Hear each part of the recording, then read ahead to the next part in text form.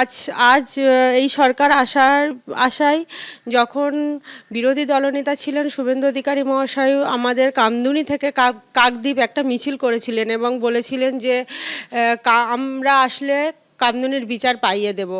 তো যখন সেই টিএমসি সরকার তো এখন নেই, চলে গেছে, এখন যেহেতু বিজেপি সরকার এসছে, তো আজকে আমি দেখলাম যে বারুইপুরে গিয়ে শুভেন্দু অধিকারী বলেছেন যে সরকারি উকিল দিয়ে পুনরায় আমাদের কামদুনির মামলা তদন্ত হবে এবং আমাদেরকে বিচার আবার পাইয়ে দেবে।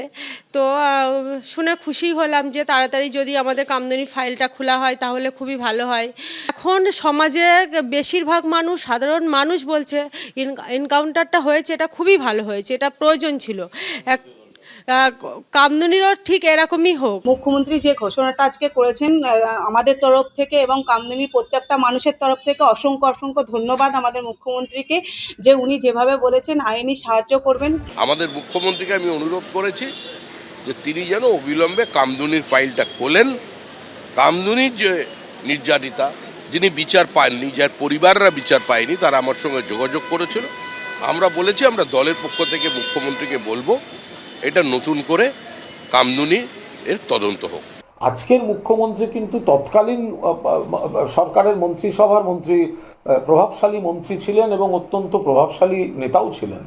ফলে সবটা পুরো খারাপ হয়েছে আর এখন সব নতুন করে শুরু হবে, এটাও দায়িত্ব কিন্তু সকলের আমার মনে হয় সমানভাবে থাকা উচিত। তবে যদি কোনো আইনি গাফিলতির কারণে যদি কেউ কোনোভাবে পিছলে গিয়ে থাকেন, সেটা যদি এখনকার মুখ্যমন্ত্রী সেই ফাঁক দূরীকরণে চেষ্টা করেন, তো তিনি সেটা করতেই পারেন। মুখ্যমন্ত্রীর আশ্বাসের পর নতুন করে আশায় বুক বাঁধছে কামদুনির নির্যাতিতার পরিবার। আমরা বিচার পাইনি, এখন বর্তমান যিনি সরকারে যারা আছেন তাদের প্রতি সম্পূর্ণ আস্থা আছে যে আমরা ন্যায় বিচারটুকু পাবো। এবার ১৩ বছর আগের কামদুনি কাণ্ড, এখনও সুবিচারের আশায় আদালতে চক্কর কাটছে পরিবার। কলেজ ছাত্রীর মর্মান্তিক পরিণতির পেছনে যারা, তাদের চরম শাস্তি চেয়ে এখনও সরব কামদুনির প্রতিবাদীরা। বিগত সরকারের ওপরে ভরসা করে তো আমরা বিচার পাইনি, এই সরকার যদি আমাদের পাশে দাঁড়ান, আমাদেরকে বিচার পাইয়ে দেয়, তো অবশ্যই এই সরকারের কাছে কৃতজ্ঞ থাকবো আমরা। কামদুনি কাণ্ডে বিচার পেতে আইনি সহায়তা দেবে রাজ্য সরকার। বারুইপুর থেকে ঘোষণা করলেন মুখ্যমন্ত্রী। কামদুনি কেসে বারাসাত কোর্টে ওদের লাইফ সেন্টেন্স হয়েছিল, তারপরে হাইকোর্টে 16টা পিপি চেঞ্জ করে যেভাবেই হোক প্রপার মনিটরিং এর জন্য হয়নি। কামদুনির ভিকটিম পরিবার সুপ্রিম কোর্টে গেছিল, সুপ্রিম কোর্টে এতদিন রাজ্য সরকার অপোজ করছিল, রাজ্য সরকারের পক্ষ থেকে সুপ্রিম কোর্টে অপোজ করা হবে না। আমি যেমন home minister, Lord judicial minister also, I will convey my message to আমাদের স্ট্যান্ডিং কাউন্সিল যারা আছে তাদেরকে আমি কনভে করব।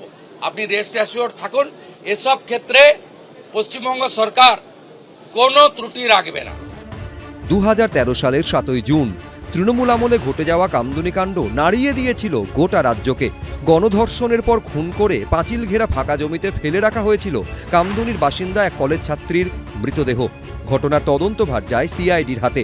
পরবর্তীকালে ব্যাংশাল আদালত 3 জনকে মৃত্যুদণ্ড ও 3 জনকে যাবজ্জীবন কারাদণ্ডের সাজা শোনায়। এরপর 2023-এর 6 অক্টোবর কামদুনি কাণ্ডে 3 জন দোষী সাব্যস্তের ফাঁসির সাজা রদ করে কলকাতা হাইকোর্ট। 2 দোষীর যাবজ্জীবন কারাদণ্ডের নির্দেশ দেয় এবং 4 জনকে খালাস করে হাইকোর্ট। কলকাতা হাইকোর্টের নির্দেশকে চ্যালেঞ্জ করে সুপ্রিম কোর্টে যায় নিহত কলেজ ছাত্রীর পরিবার। এবার কামদুনির নির্যাতিতার পরিবারকে সব রকম আইনি সহায়তার আশ্বাস দিলেন মুখ্যমন্ত্রী। মুখ্যমন্ত্রী যে ঘোষণাটা আজকে করেছেন আমাদের তরফ থেকে এবং কামদুনির প্রত্যেকটা মানুষের তরফ থেকে অসংখ্য ধন্যবাদ আমাদের মুখ্যমন্ত্রীকে, যে উনি যেভাবে বলেছেন আইনি সাহায্য করবেন।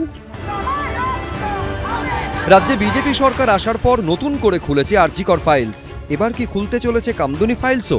কিছুদিন আগে এমন ইঙ্গিত দিয়েছিলেন বিজেপি রাজ্য সভাপতি। আমাদের মুখ্যমন্ত্রীকে আমি অনুরোধ করেছি যে তিনি যেন অবিলম্বে কামদুনির ফাইলটা খোলেন।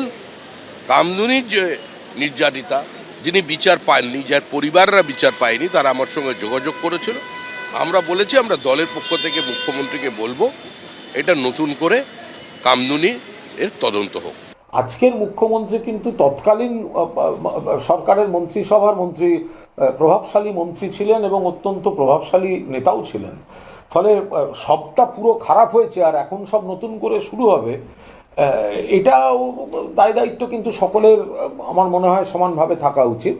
তবে যদি কোনো আইনি গাফিলতির কারণে যদি কেউ কোনোভাবে পিছলে গিয়ে থাকেন, সেটা যদি এখনকার মুখ্যমন্ত্রী সেই ফাঁক দূরীকরণে চেষ্টা করেন, তো তিনি সেটা করতেই পারেন। মুখ্যমন্ত্রীর আশ্বাসের পর নতুন করে আশায় বুক বাঁধছে কামদুনির নির্যাতিতার পরিবার। পার্থপ্রতিম ঘোষ, সমীরণ পাল, রঞ্জিত সাউ, এবিপি আনন্দ।